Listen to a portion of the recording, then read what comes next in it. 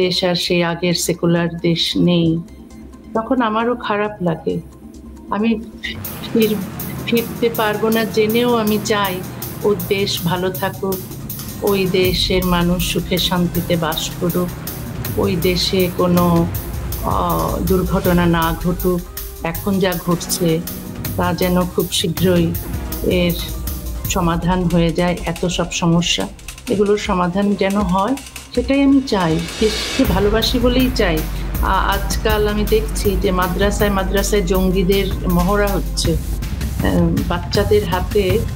বাচ্চাদের হাতে সেই খেলনা পিস্তল দিয়ে, তারপর এইসব জঙ্গি পোশাক পরিয়ে, মানে এসব কি হচ্ছে নাটকের নামে।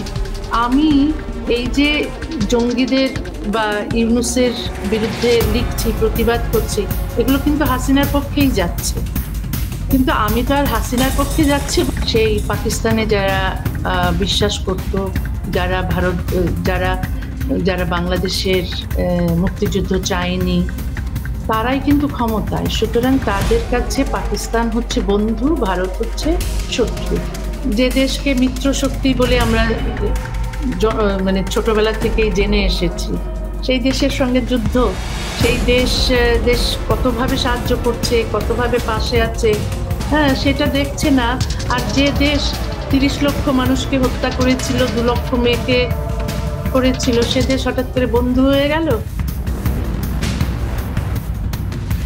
প্রিয় দর্শক, সমকালীন সব চমৎকার খবর ও বিশ্লেষণ দেখতে সাবস্ক্রাইব করুন আমাদের চ্যানেলটি।